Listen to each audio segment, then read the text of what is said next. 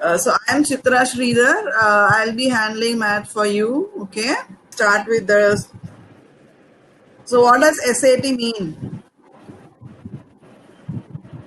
SAT actually doesn't mean anything. Earlier it was Scholastic Aptitude Test, but now it is just SAT, right? Yeah. So just SAT, and we can't call it as SAT also. Okay, we have to say it as SAT. How important is SAT? So there are two types of universities, like state university and small liberal arts colleges. So liberal arts colleges have very little importance for your SAT, but more of your personal is your profile, right? So be aware of profile building and all, right? So they take more of that, and GPA is the school grade what you have got till your 12th standard. State universities take more of your college school grades and your SAT scores and your little bit of personal profile. So profile, in that, what all will come under profile? Extracurricular. Your extracurricular, sports, any other NGO activities or the debates, right? Going to inter-school competitions, playing for state, all those comes under your profile. Yes. So represent a great thing because they should be convinced why they should give admissions to you. So whatever smaller things also you might think it is small, but whatever you have done, all should be presented in a proper way, your profile and the statement of purpose. Okay. Now coming back to SAT, what is your SAT going to test you in? You would have seen English and math. English we call it as evidence-based reading and writing, and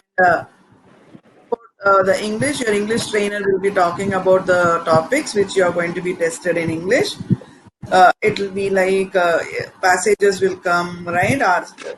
That is reading comprehension. You would have seen those passages. Okay.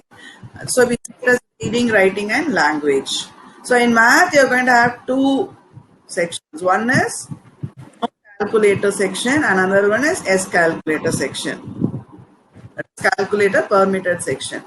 So even though the section is going to be permitted for calculator, but not necessarily all the questions you'll be requiring to use your calculator. So you'd have seen took the mock test, right? Yeah. So essay is optional. So are you planning to take it with essay or without essay? I mean, we can take it. Essay, preferable essay with essay, right? Because without essay means the choices of the chances of applying becomes little less. Only few universities say that they don't need essay scores. But if you take it with essay, then you can apply for both the type of universities. Okay. Now, if you get a question like this, what will be your approach? Yes, Eman and Setu, what will you do when I am giving you a question like this? Substituting me. Yeah, what will be your answer for this?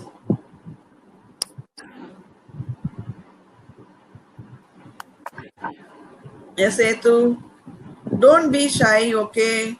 Even if you're wrong, A equals to 5. Yeah. And the second question, Eman. 15. B. Yeah, you will find the value for A and you will find the value for B. That is what you're saying, right? Find A. What are they asking to find here? A minus 5. A minus 5. So, what we say is read the final question. Don't jump into conclusion by just seeing the question is very easy, though they would have asked only this, right? Yeah, I was trying to say that, but my mic for some reason stopped working. So what will be your answer now? It is not 5, but it will be 0.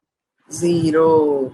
So that is what we call it as RTFQ. RTFQ means read the final question. So here is where most of you all will be missing your scores. When you go and review the test, what you have taken, right? You would have misunderstood the question. You would have taken some word wrong. You will be knowing that, but since you read the question wrong, your answer would have been wrong, right?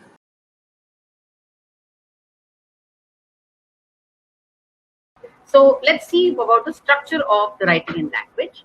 How many passages we have on the writing in language is 4 passages. Okay, and each of the passages obviously will then contain how many questions. Let's see how many are good in the math.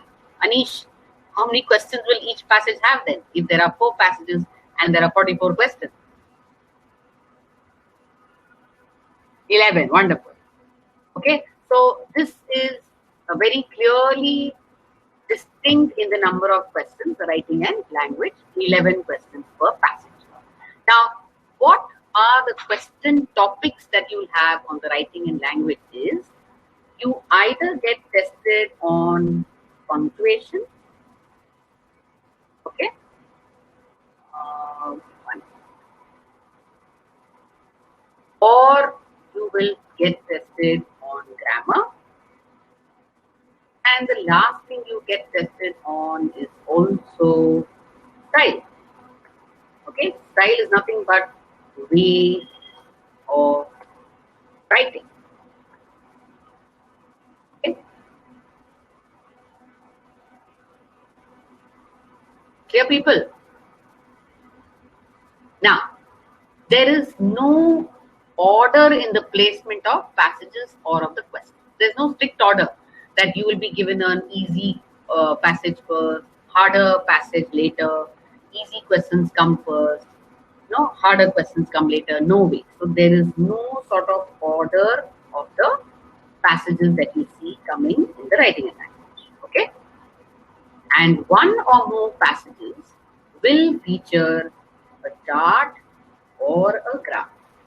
So this is the structure of a writing language test. I hope everyone is making notes.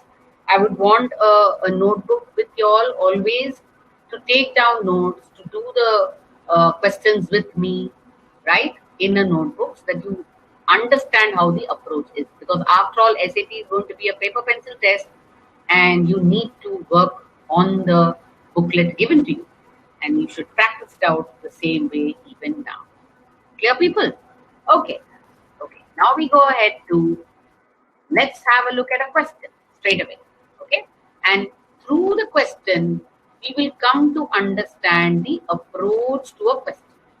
Okay. Rather than telling you upfront as to what is the approach, we will see a question and then we will look at what is the approach to follow to doing a writing and language question.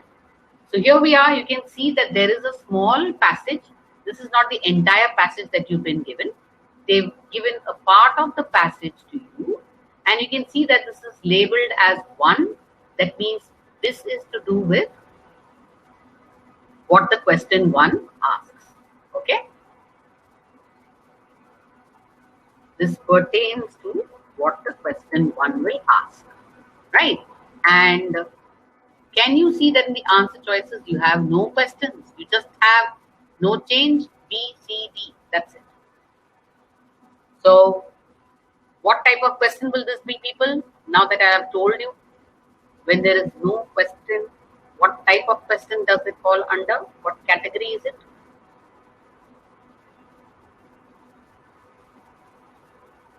Ananya? No, my dear. Editor questions do have a question. Yeah, it's a proofreader question. So can you see there's no question asked in here, no? So this is a proofreader question.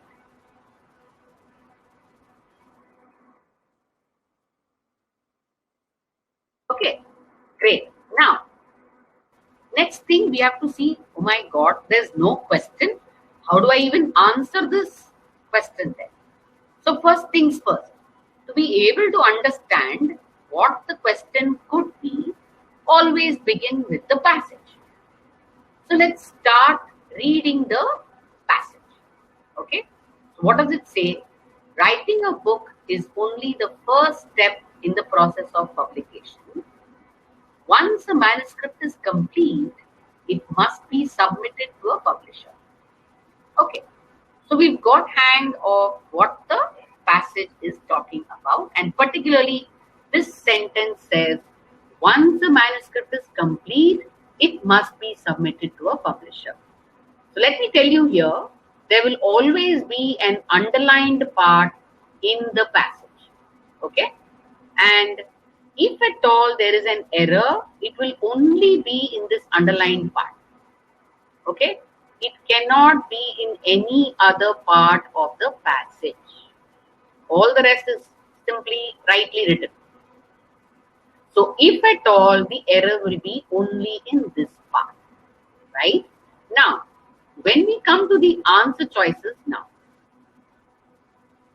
we have no question. So what is going to help us is the answer choices themselves. So let me ask Rahul. Rahul, what do you see changing in the answer choices specifically? So remember, when you see no change, you have to look at the sentence in the passage and tell or look for the difference. So given this to you, Rahul, what do you think is changing in the answer choices? Can you tell me?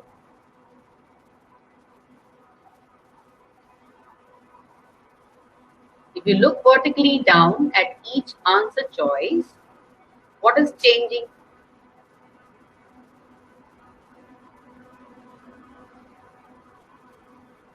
No idea?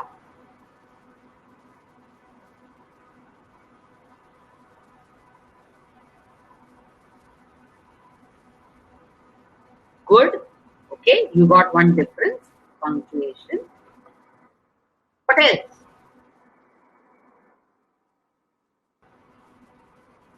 Some answer choices have an it, right? And the others, no it. These are the broad differences or changes I saw in the answer choices. All okay till here?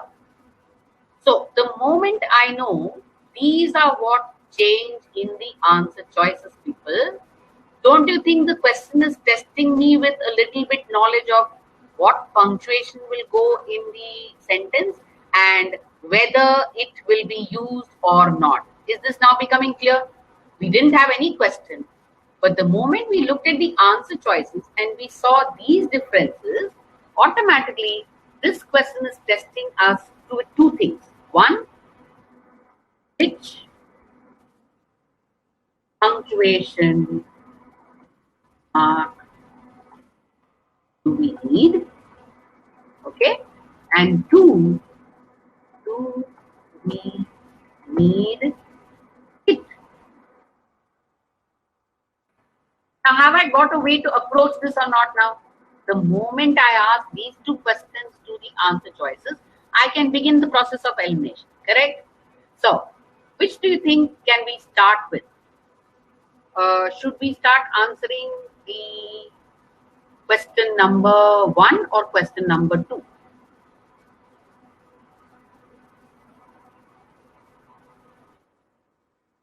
Okay, do we need it or not? So, wait, Satvik, wait. Siddharth, you tell me, do we need the it or don't we need the it?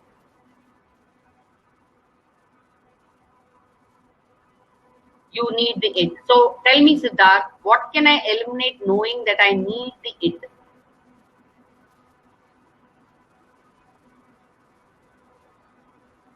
Oh, A has the C, Siddharth. Sorry, A has the it. So it's only C which doesn't have the it, correct?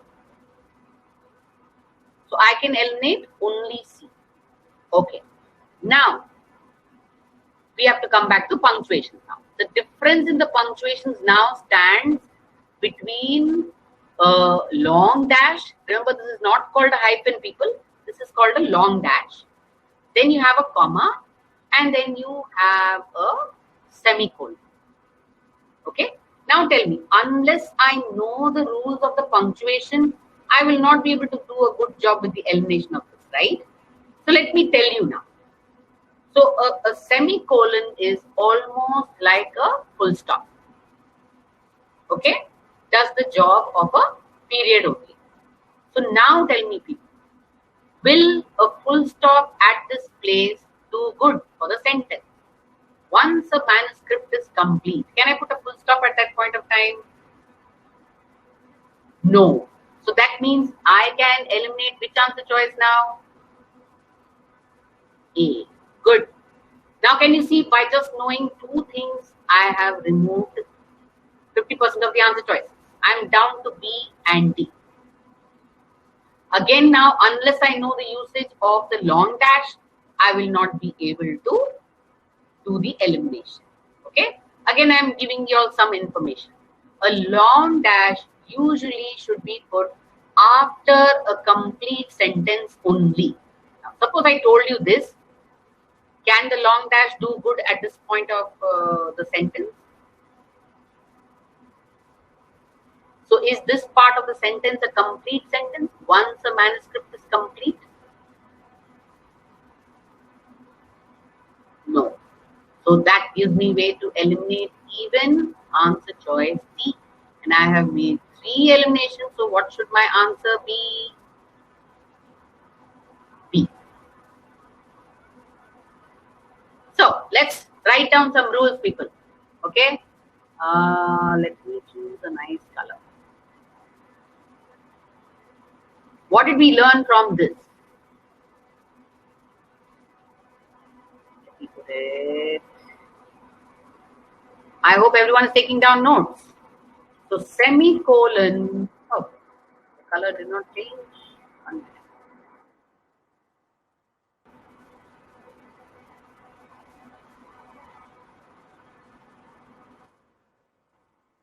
Semicolon is equivalent to a period. Okay. And the second thing we learned is a long dash comes after a complete sentence only. Let me just make this all right for you all.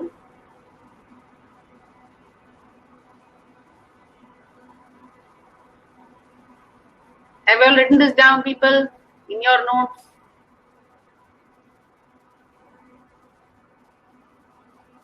Got it? Great. So what exactly did we follow as the approach here, people? What is the first thing I told you all to do when we came to this question? Nadia, can you tell me what was the first thing we did when we came to this question?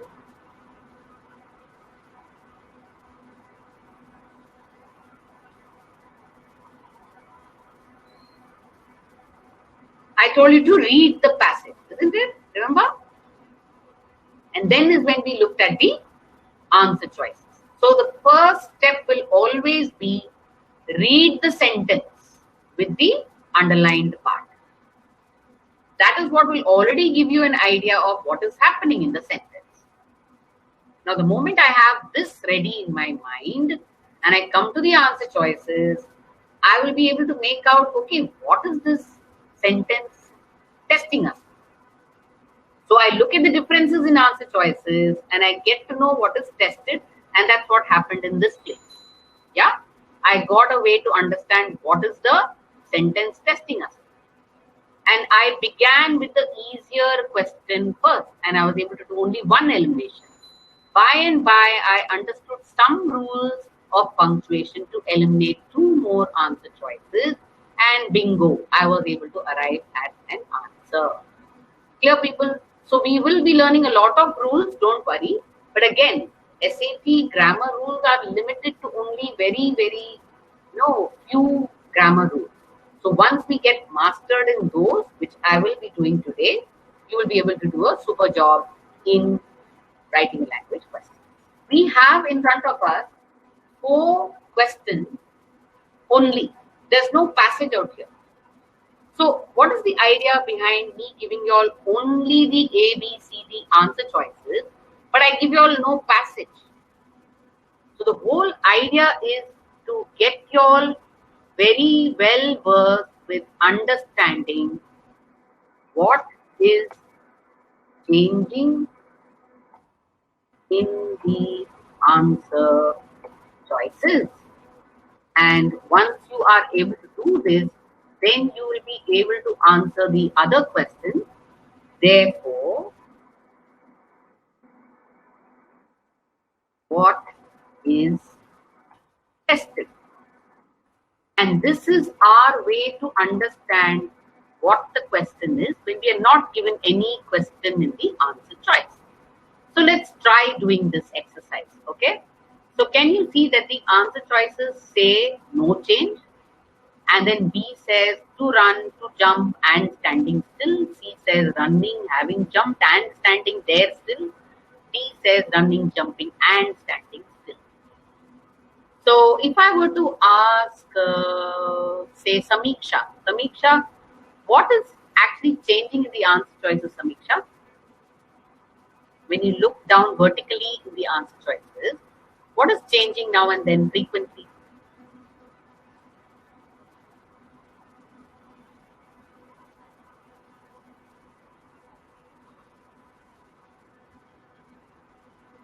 Tense of the word. Okay, so basically these are all then verbs, no? And maybe let me put it as verb forms as of now.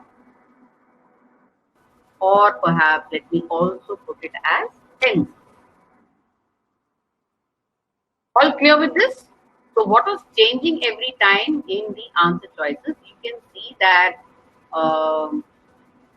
to run, and then suddenly it becomes standing here. This says running here, but suddenly here it becomes having jumped. And the third becomes standing there. Right? But in the fourth option, did you see that the first was running, the second was also an ing, and the third was also an ing.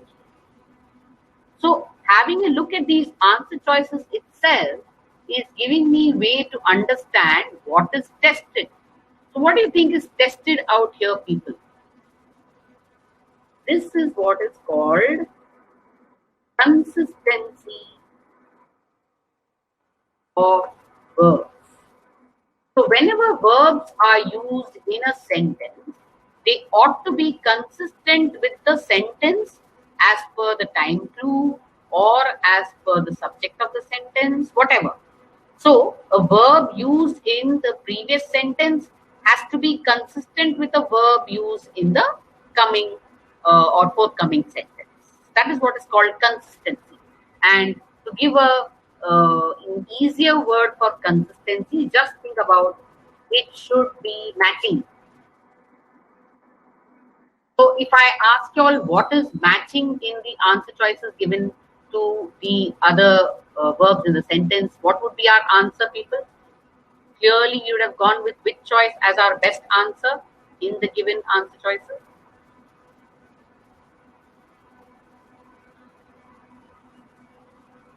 D, exactly. But hold on, we are not here to pick an answer. We are here to just know what is the question testing by looking at what is changing in the answer choice. And we do find as of now that answer choice D has everything in control. It has it all consistent. So unless and until I know what the no change is, I won't be able to take a call on D is my answer. But right now I do find D as clearly consistent. Got it, people? Understood till here? What we are getting as the changes in the answer choices and what is tested. Yes, having jumped is a correct word, Satvik. It's just the way it is written. Got it? Maybe we do not use the structure very often, but it is a right structure if used well in the sentence. Okay, it's just like saying, suppose I wrote a sentence for you. Having finished his homework, Tom went out to play. Okay, so this is the construction used in having jumped also.